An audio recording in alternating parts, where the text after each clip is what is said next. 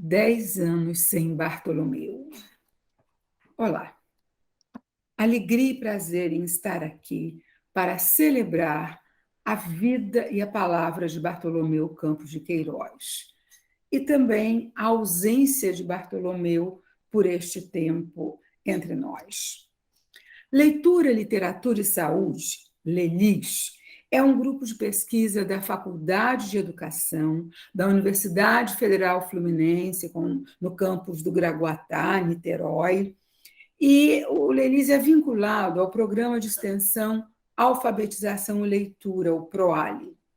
Sob a coordenação de Nilma Gonçalves Lacerda e Margarete Silva de Matos, participam do grupo Betina Zellner Grieco, Daiane Cabral Leite, Eneide Mesquita, Guilherme Semionato, Inês Helena Muniz Garcia e Maria Beatriz Setúbal de Rezende Silva. Infelizmente, hoje, Eneide Mesquita teve um problema de última hora e não participará da gravação deste programa.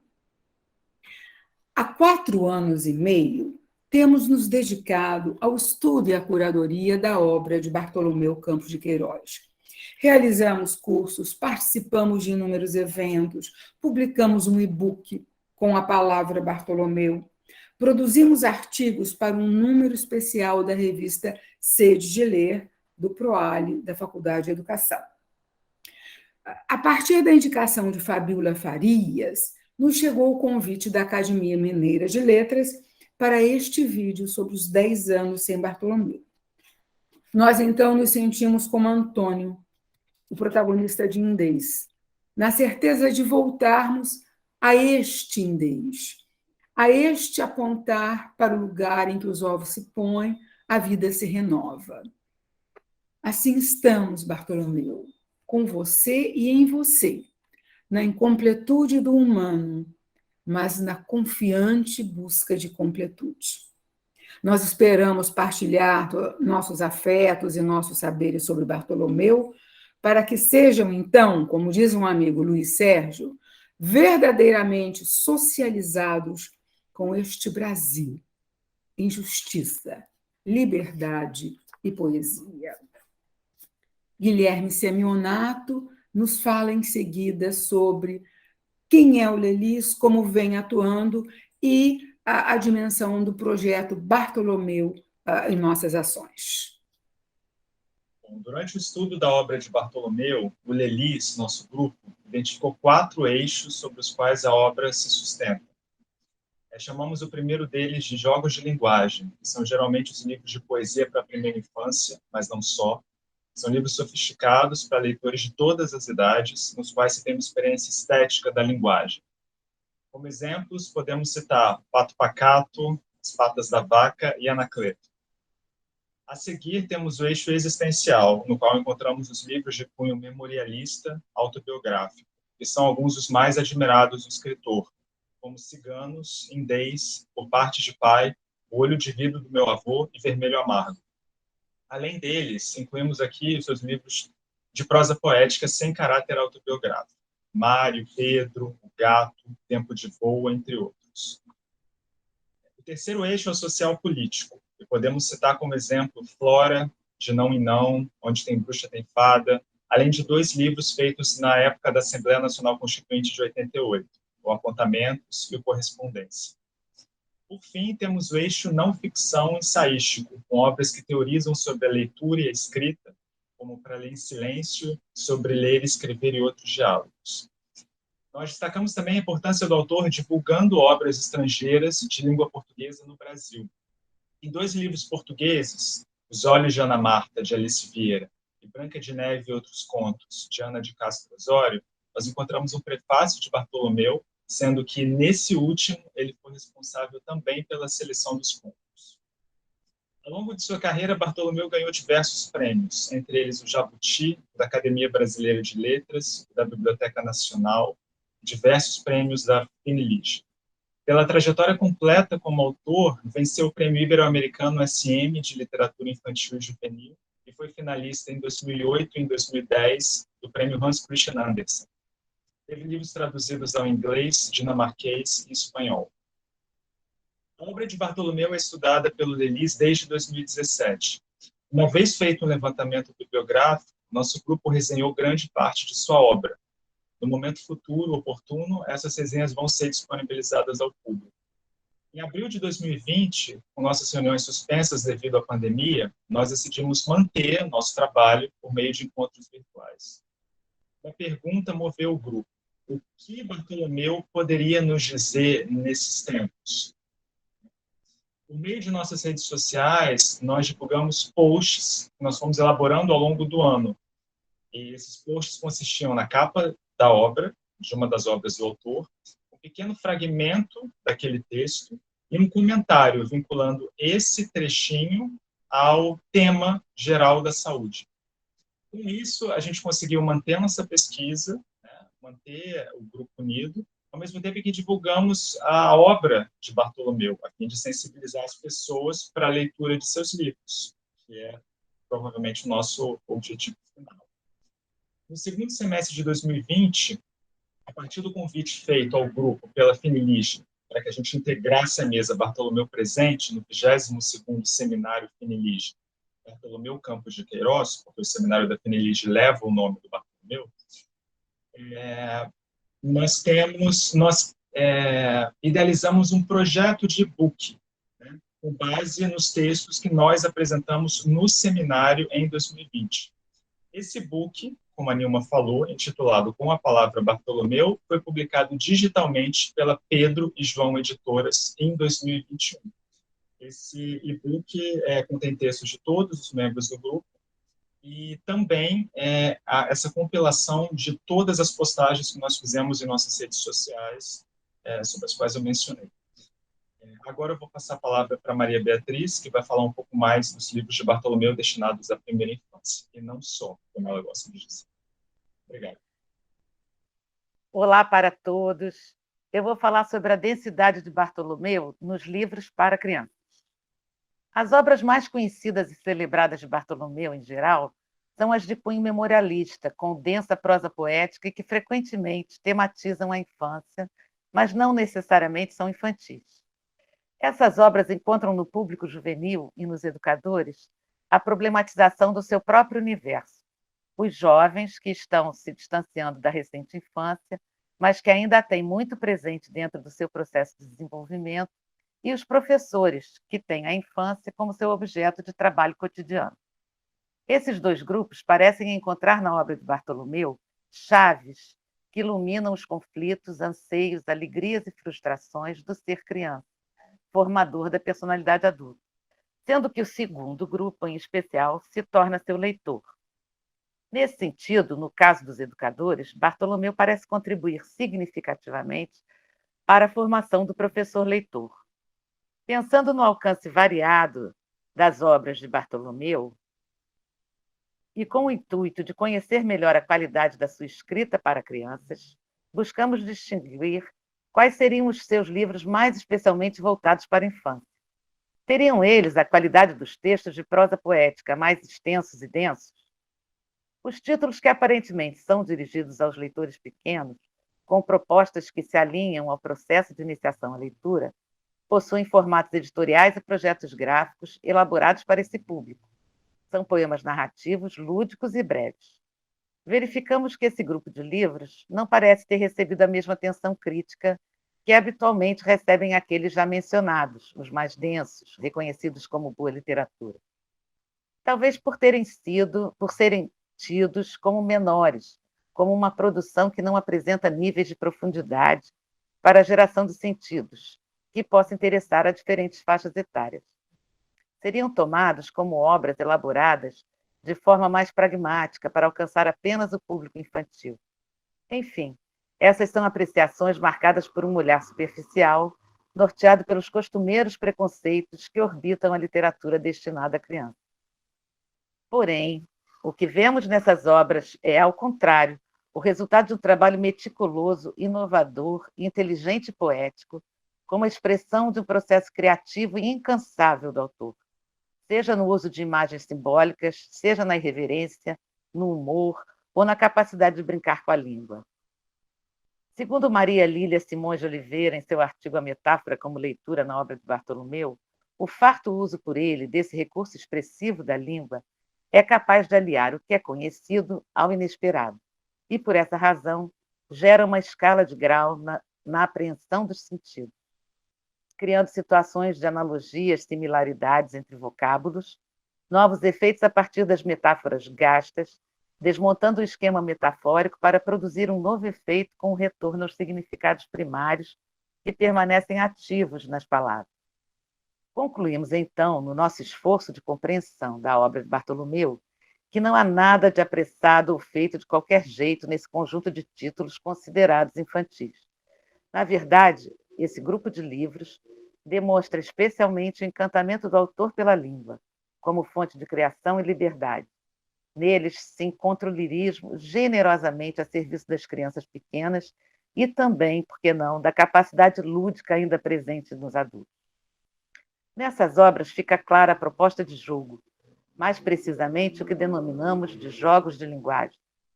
Os jogos encontram eco na escola, no convívio em família, nas produções em diversos suportes para crianças, por se revestirem da ideia de brincadeira. Mas sabemos que os jogos não têm apenas o sentido de brincadeira. Ou melhor dizendo, a brincadeira não se resume a algo meramente lúdico para divertir ou passar o tempo. Como dizem Chevalier e Gerbrand em seu dicionário de símbolos, jogar é lançar uma ponte entre a fantasia e a realidade através da eficácia mágica da própria libido. Jogar é, portanto, um rito de entrada e prepara o caminho de adaptação ao objeto real. Os jogos são a alma das relações humanas e educam com grande eficácia. Bartolomeu não se atém a um formato específico de jogo com a língua. Por exemplo, no caso do livro Pé de Sapato e Sapato de Pato, o poema narrativo, por meio de metáforas, encadeia ideias em torno de bichos de brinquedo que incorporam as brincadeiras e conflitos de dois irmãos. No caso do livro de Bichos e Não Só, utilizando o recurso de rimas e do humor, o autor promove a observação e a conscientização dos sons das letras, da formação de sílabas, da polissemia das palavras. Nesse caso, como quando, de modo divertido e irreverente, cria situações em que o nome dos bichos é usado como adjetivo, com um sentido pejorativo ou elogioso. Algo como: a vaca não gosta de ser chamada de anta, e a anta muito menos de vaca, mas a gata vai gostar muito de ser chamada de gata. Bartolomeu brinca com a linguagem para entreter e despertar a curiosidade do leitor infantil pelo aprendizado das palavras e dos seus variados significados e sons, mas também cria camadas de sentidos, instiga a imaginação, e o mediador perspicaz não só se surpreende, como se diverte, além de ser desafiado pelo autor a não se esquecer da riqueza e do poder da língua para o desenvolvimento humano. Bem, agora eu passo a palavra para a Betina, que vai falar sobre os espaços da casa em indês. Obrigada. Eu vou falar sobre os espaços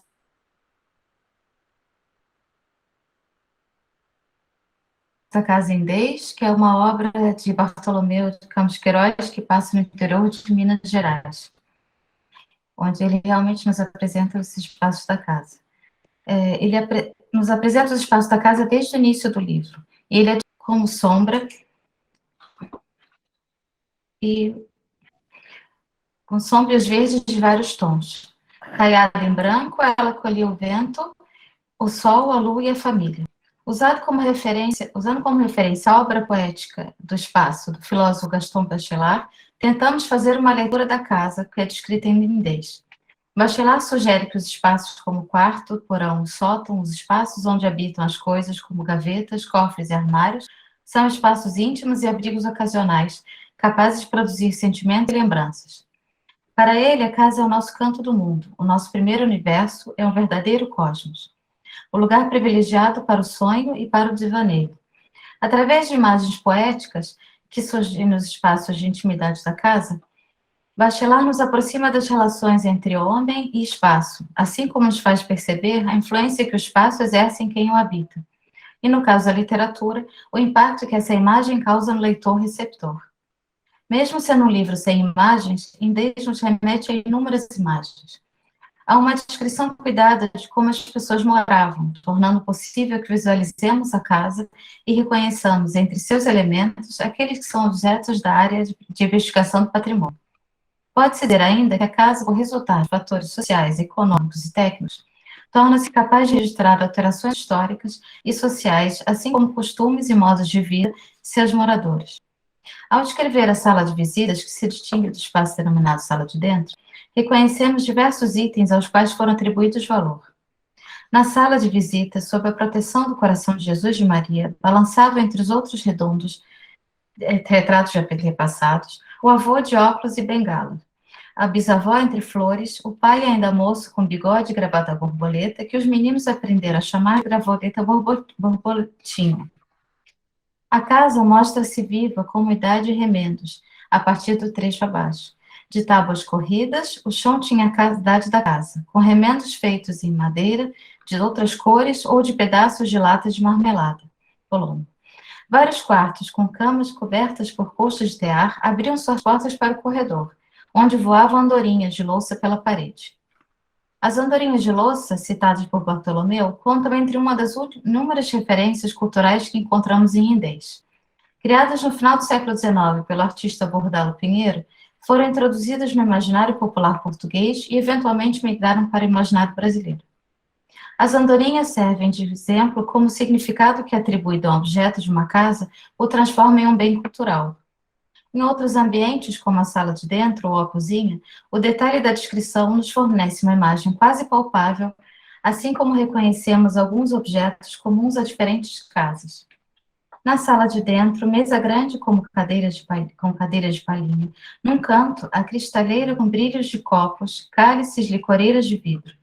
Do outro lado ficava o filtro de barro, suando água fresca buscada na mina. Água misteriosa brotando entre pedras e raízes. Desta sala avistava-se a cozinha, com fogão de lenha e mais prateleiras, enfeitados com jornal repicado, onde potes e latas areadas guardavam doces e suspiros. Há um repertório de objetos e o uso de espaços comuns ao modo de morar, neste caso do interior do Brasil, seja uma fazenda ou uma casa de menores proporções.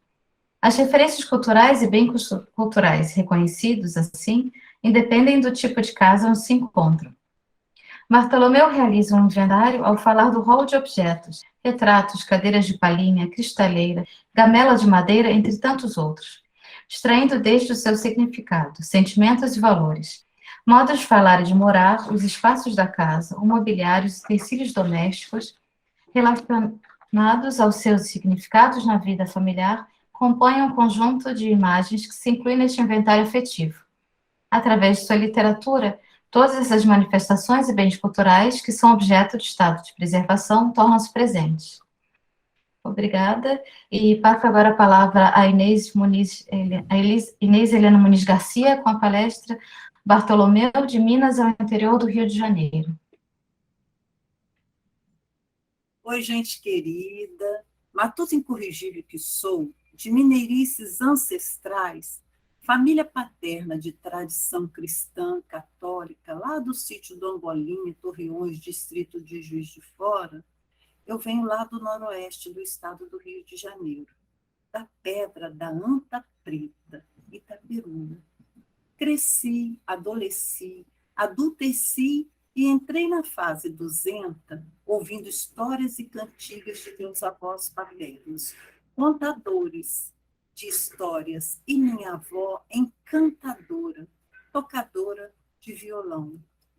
Oh, Minas Gerais, oh, Minas Gerais, quem te conhece não esquece jamais. Oh, Minas Gerais, em Indês, relicário precioso para mim e para minha família, reencontro minha infância, as férias e feriados na casa de meus avós paternos, lá na fazenda do Campo Grande, onde meu avô trabalhava, perto de Itaperuna, hoje município São José de Ubá. Sol com chuva, casamento de viúva, chuva com sol, casamento de espanhol. Alegrava-se a criançada correr pelo quintal, atrás das galinhas e pintinhos, galinholas, galinhas d'Angola, num lugar em que reinavam absolutas, apenas essas duas estações, a das chuvas e a do sol. 6 da tarde, hora sagrada do dia.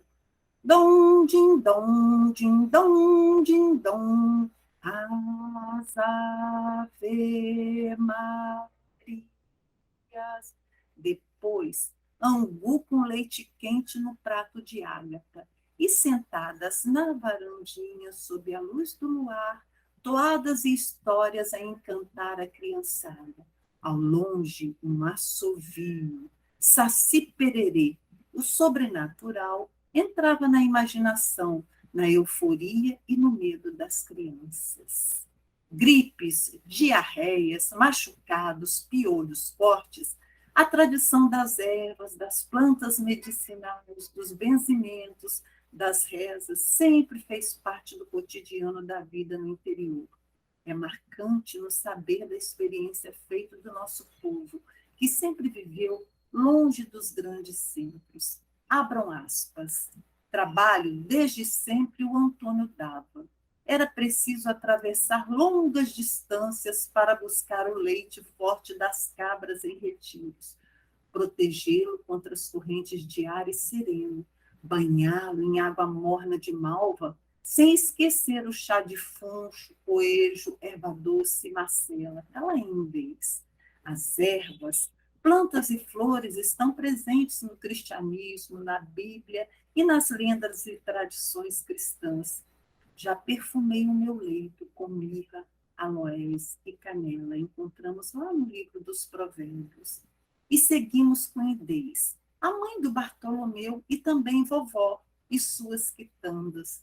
Broas de fubá, biscoitos de polvilho, pão de milho, broinhos Guiomar, chapéu de Napoleão, doce cristalizado de laranja da terra, de figo. Tradições mantidas até hoje na nossa família. Indês na veia.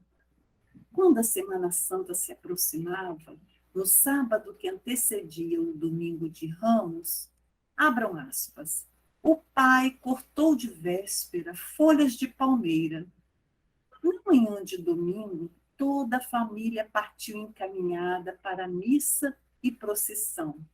Acabada a missa, a procissão saía por caminhos empoeirados, em volta da capela. Com folhas nas mãos, todos rezavam e cantavam. Coração Santo, tu reinarás, meu doce encanto, sempre serás. E chega maio, o mês da Virgem Maria, a mãe de Jesus, o Filho de Deus. Flores no quintal, bandeirinhas, minha avó era conhecida por suas ladainhas neste mês. Abram aspas. Enquanto o frio deixava a névoa sobre as águas e sobre os campos, as asas tomavam sol nos beirais das janelas. Vestidos de cetim branco, os anjos eram repassados com ferro da brasa, enquanto as irmãs esperavam cada noite. Aos poucos, eles se vestiam de roupa branca e doce, combinando com o mês, a festa e a santa. Sobre o altar, com longas escadas laterais, Maria esperava sua coroa e sua palma entre chuva de pétalas de rosas. Mãezinha do céu, eu não sei rezar, só sei dizer que eu quero te amar. Azul é teu manto, branco é teu véu, mãezinha, eu quero te ver lá no céu. Ah, Bartolomeu, como você, também desejo que a vida volte a ir ficando mais antiga sem que ninguém dê conta. E se todo benzimento é ação de puro amor, peço permissão ao anjo da guarda de quem quer se benzer, para no campo interceder e para harmonizar, restaurar, equilibrar, fluir, energizar, Guiné, arruda, alecrim. Escolho essas ervas e benzo todas, todos e todos com amor. escolho essas ervas e benço com amor, gratidão. E agora abram portas, janelas, ouvidos, olhos e coração para a Daiane Cabral, que vem aí com as brincadeiras em indês. Que coisa linda, Inês, muito obrigada. E quando eu me proponho hoje a falar das brincadeiras e festejos presentes em Bartolomeu, eu tenho que lembrar novamente da fala da Bettina, que quando traz essas imagens, essas cenas da casa, parece que a gente quase pode tocar. E quando eu começo a pensar nessa fala, eu leio um trecho de Indês que me toca muito e me remete à minha infância, e diz assim: seus brinquedos, ele mesmo os fazia, com frutos e sementes encontrados nos caminhos que levavam ao paiol, ao curral, ao riacho, ao canavial. Outras vezes, observar as mágicas da natureza era um divertimento. E eu nasci e cresci numa cidade pequena. Eu tenho na minha memória a intimidade com o meu quintal, eu lembro dos galhos das árvores que serviam de balanço, eu sabia onde as trilhas das formigas ficavam, eu sabia das casas dos cupins que me encantavam porque elas cresciam milagrosamente da noite para o dia. E quando eu li Indês pela primeira vez, foi como se toda a minha infância tivesse registrada naquelas palavras. Quando Bartolomeu escreve de uma maneira visionária, quando ele consegue ver além do seu tempo e registrar os costumes da infância de cada leitor, eu me sinto parte desse livro, eu me sinto parte, aquilo parece parte da minha infância. E ele traz de uma maneira tão linda, com aspectos éticos e estéticos, um modo de vida mais saudável, mais sustentável, em que a vida era mais importante do que os objetos. Então, quando a gente pensa nesse texto, quando a gente pensa nessa conversa, eu penso em trazer para a gente, conversar um pouquinho a respeito dessas brincadeiras que estão registradas em Indês, né, de como que elas acessam a nossa memória em um momento onde o ato de brincar ele se tornava muito mais importante do que o brinquedo em si. O divertimento, a ação, o movimento, tudo isso era muito mais importante do que o objeto brinquedo naquele momento. Então, é importante a gente destacar que mais do que falar das crianças e das suas brincadeiras, os livros dele, né, não só Indês, mas os livros dele todos falam da infância como um tempo de aprendizagens cotidianas que ficaram guardadas na nossa memória, mas que, se a gente lembra, a gente precisa partilhar, a gente precisa dividir, a gente precisa trazer à tona novamente, né, porque o Paulo Freire, ele falava isso para a gente, né, ele fala isso, e ele ajuda a gente a entender um pouco dessa obra do Bartolomeu, nesse sentido, que a infância, ela não é um tempo, ela não é uma marca, um tempo cronológico somente, né? Ela não é definida se eu nasci há pouco tempo, eu sou mais jovem do que se eu nasci há mais tempo, né? O Paulo Freire, ele vai nos dizer que ninguém é velho só porque nasceu há muito tempo ou jovem porque nasceu há pouco tempo. Isso vai depender muito da maneira como a gente retoma a nossa curiosidade constante e como que a gente aceita o encantamento da vida como uma novidade e que cria perguntas que nos movem, cria perguntas que nos fazem reviver a vivacidade da infância, de questionar do porquê, dos porquês da vida. E o Bartolomeu, ele foi menino pela vida inteira. Em uma entrevista à repórter Guga Barros, no Imagem da Palavra, ele diz para a gente, né, o próprio Bartolomeu diz que o tempo ancora no corpo do homem, que ele não passa simplesmente. Isso vai ao encontro do que o Paulo Freire fala, né? Ele vai dizer que esse tempo ele está aportado, ele está guardado ali dentro da gente, e que basta a gente querer, para a gente poder acessar novamente, né? E na sua escrita generosa, o Bartolomeu mostra que ele acessou essa infância dele a vida inteira. E ele faz, quando ele registra em Indês, todos esses detalhes de uma vida cotidiana que acompanham a infância de muitos nós, ele faz um inventário afetivo da infância no Brasil.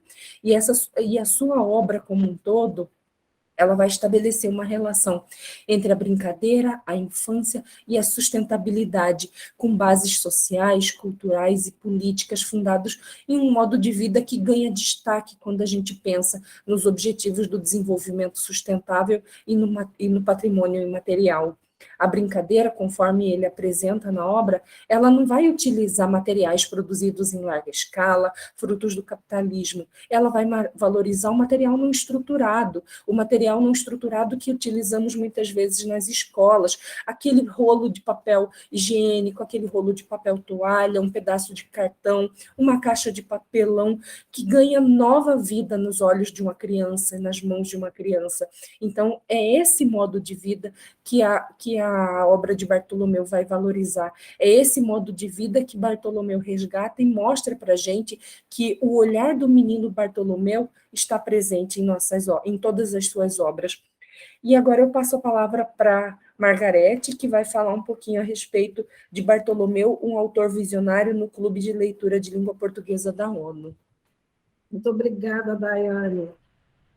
Para a gente, aqui do Lelis, é um prazer e uma alegria celebrar, né, Bartolomeu que está na memória dos seus amigos, dos que o conheceram, dos seus leitores, com suas ideias e suas palavras tão permanentemente ressignificadas em sua obra. Autor visionário, Bartolomeu nos deu pistas sobre a importância da formação do leitor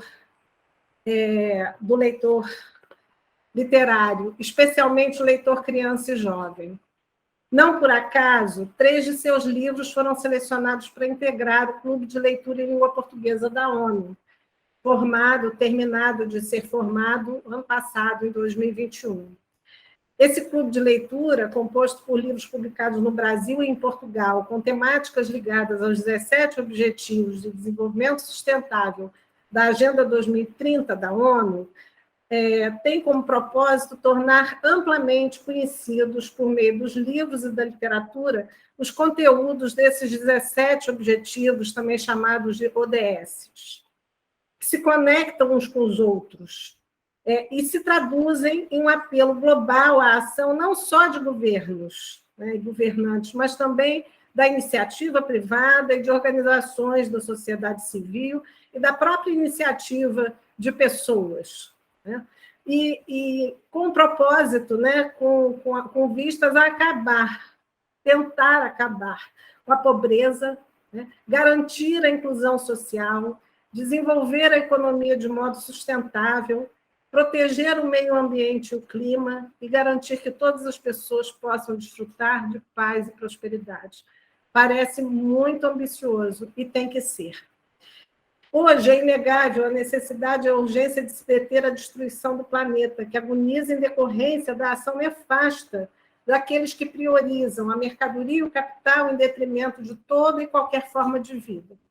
A criação do Clube de Leitura em Língua Portuguesa pretende disseminar esse alerta, principalmente entre crianças e jovens de 6 a 12 anos, de todo o mundo, por meio dos livros e da literatura. Para esse público, os clubes de leitura foram criados. No Brasil, dos 175 livros selecionados para o Clube de Leitura em Língua Portuguesa, 3 são de autoria de Bartolomeu, como já disse, Sem Palmeira ou Sabiá, O Rio e Apontamentos. Apesar de cada título se ligar a apenas um objetivo do desenvolvimento sustentável, em muitos dos livros do autor se encontram ideias, questões, reflexões que os ligam a mais de um desses objetivos da Agenda 2030. E isso se dá porque a visão de mundo, né, expressa na literatura de Bartolomeu está calcada em valores éticos caros à existência da humanidade do planeta, como a cultura de paz, a igualdade, a solidariedade, a concepção de ser humano intrinsecamente ligado à natureza. Nesse sentido, muitos outros livros de Bartolomeu poderiam também integrar esse clube de leitura, né? Seja por seus atributos estéticos, literários, seja por seu caráter ético, né? Pelo caráter ético dos temas que esses livros tratam, temas alicerçados nos princípios de liberdade, justiça e equidade. Esses 3 princípios sempre nortearam o fazer literário de Bartolomeu. Títulos como A Árvore, Correspondência, Flora, Indês, Nascemos Livres, Onde Tem Bruxa Tem Fada, entre tantos outros, podem ser correlacionados, no todo ou em partes, com um ou mais objetivos de desenvolvimento sustentável, uma vez que, para além de suas funções fruitiva e estética, também oferecem caminhos para os debates necessários à formação das crianças e jovens como cidadãos do mundo, como agentes de transformação do mundo, para combater todo tipo de discriminação, preconceito, intolerância que leva inevitavelmente à destruição e à morte. Escolho o livro Sem Palmeira ou Sabiá para demonstrar como a obra de Bartolomeu trata de forma tão pertinente de temas tão caros à Agenda 2030 da ONU. Quase todos que me antecederam falaram de Indês. Indês, infelizmente, não está no clube de leitura, mas a gente pode trazê-lo assim, para a leitura, discutindo os temas de desenvolvimento sustentável.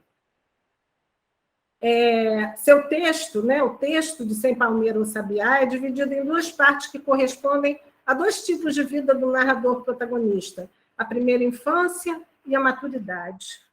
Na primeira parte, o narrador protagonista realiza uma incursão poética na geografia e nas paisagens de sua pequena cidade natal, recompondo reminiscências de sua infância, tempo de grandes e pequenas descobertas sobre mistérios da vida. É nesse momento que revisita de forma ora terna e lírica, ora irônica, suas relações com os familiares e as pessoas do lugar, com as práticas sociais, as crenças, as brincadeiras que marcaram sua meninice. Na segunda parte do livro Sem Palmeira ou Sabiá, o lirismo irônico e eventualmente nostálgico da primeira parte dá lugar a um ceticismo, ao mesmo tempo pesaroso e ácido. Na cidade que engordou, com as suas muitas ruas cobertas de asfalto, meninos reviram o lixo e o medo habita as casas. O narrador protagonista não mais se reconhece a si mesmo e a sua cidade do passado, que só se faz presente no ato de rememorar. Ele lamenta e repudia a cidade que vira as costas para os valores garantidores de uma vida pacífica, cooperativa e digna para todos. Para Bartolomeu, é preciso sensibilizar a criança para a experiência e o conhecimento da vida. A vida como único fio, diz ele, a vida em paz. E para ele, a paz telúrica, a paz é telúrica. Ele vai dizer que a paz nasce da terra e é cultivada por nós. Para vivê-la, faz-se necessário afastar de suas raízes a injustiça, a mentira da desigualdade, a ganância, a inveja. A paz é uma construção contínua e coletiva. Essa crença de Bartolomeu no fato de que a paz é telúrica, de que ela nasce da terra e de que ela é uma construção contínua e coletiva, não só orientou seu estar no mundo e seu fazer literário, plasmou-se em sua produção, moldando-a, conformando-a. Daí o conceito de sustentabilidade expresso pela ONU poder ser correlacionado a tantos de seus livros. Mais que um autor de literatura para crianças e jovens, Bartolomeu é um autor de literatura brasileira. E é disso que vai falar agora para a gente em Uma Lacerda. Obrigada, Margarete. Nessa alegria de tantas facetas da obra de Bartolomeu, Margarete é uma parceira ideal na condução desse grupo de pesquisa, nesse lelis recheado de afeto, de densidade, de descobertas. Bartolomeu não é apenas um autor para crianças, mas um autor pleno na literatura brasileira. Beatriz fala dos preconceitos que orbitam essa literatura que crianças e jovens também podem ler. O público de Bartolomeu é um público sem idade.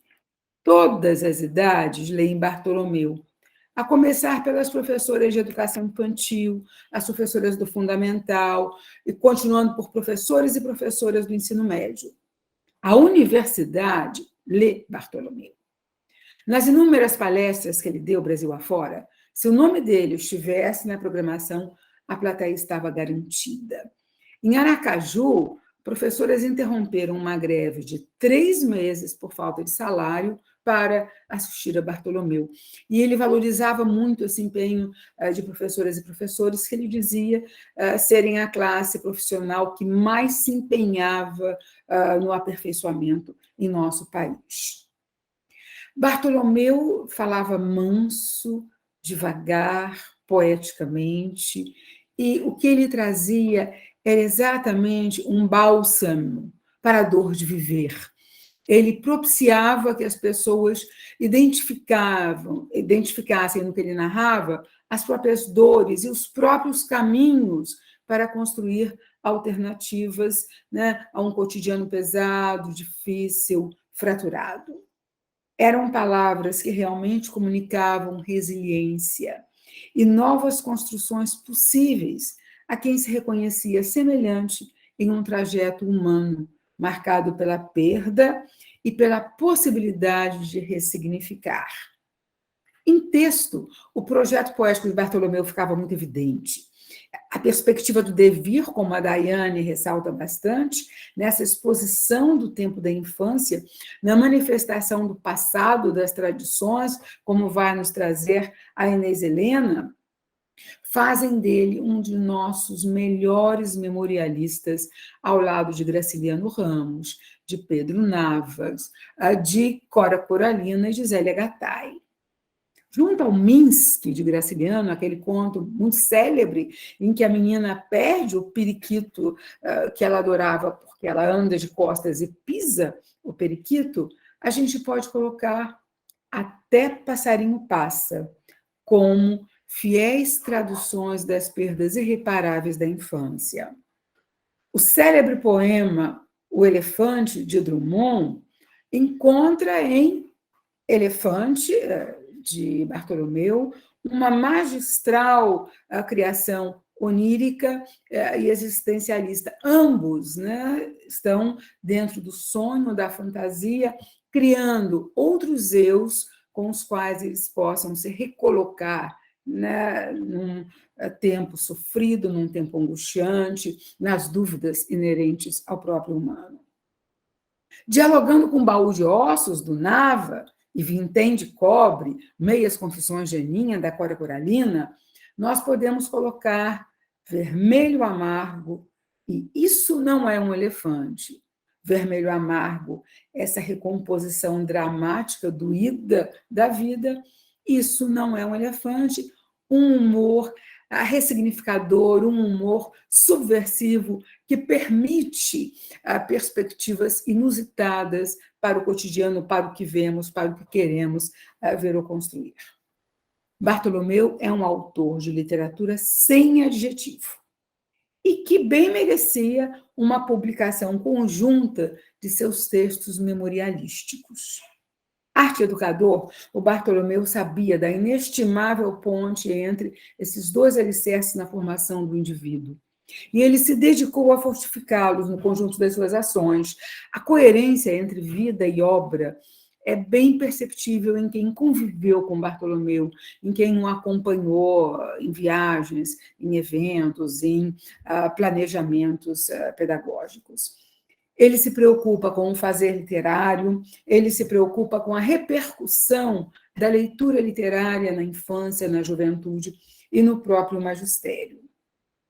Sem dispensar, portanto, nessa perspectiva crítica que Margarete ressalta, sobretudo, em Sem Palmeiro Sabiá, sem deixar de lado a perspectiva afetiva, arquitetônica, memorialista que Bettina traz de Indês, o Bartolomeu tem claramente evidenciado também um projeto político na sua obra. Guilherme destacou isso nos eixos, né, que nós podemos reconhecer no conjunto da obra de Bartolomeu. Ele é o autor de Manifesto por um Brasil Literário, em que fundamentam-se o direito de todos participarem da produção literária.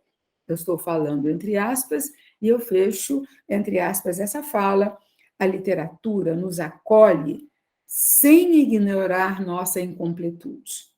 Olha, incompletude seria um bom título para a edição integral da obra de Bartolomeu.